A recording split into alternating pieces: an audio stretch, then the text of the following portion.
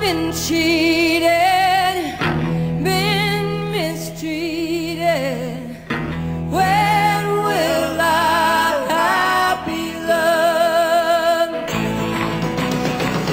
I've been pulled down, I've been pushed round. When will I be loved? When I find a new man that I want for mine, always breaks my heart in two. It happens every time. I've been made blue, I've been lied to. When will I be loved?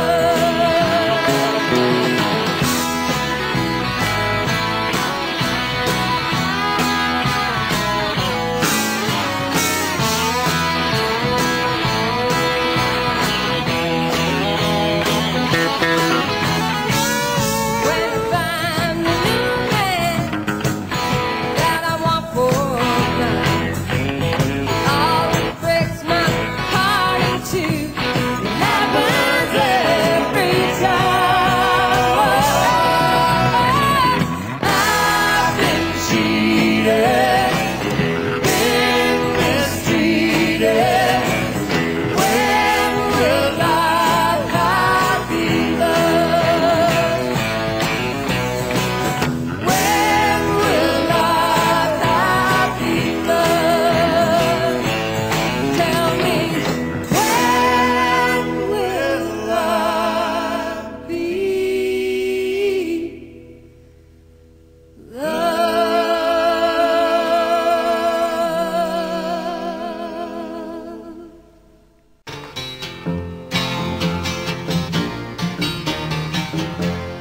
There's a new world somewhere they call the promised land, and I'll be there someday if you will hold my hand.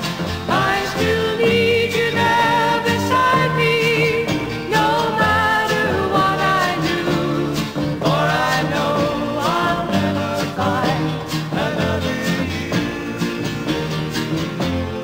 There is always someone for each of us, they say, and you'll be my someone forever and a day. I could search the whole world over until my life is through, but I know I'll never find another you.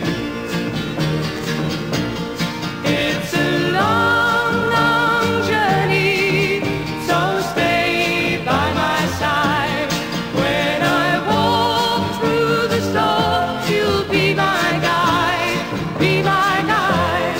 If they gave me a fortune, my pleasure would be small. I could lose it all tomorrow and never mind at all. But if I should lose your love here, I don't know what I'll do, for I know I'll never find another you, another you, another you.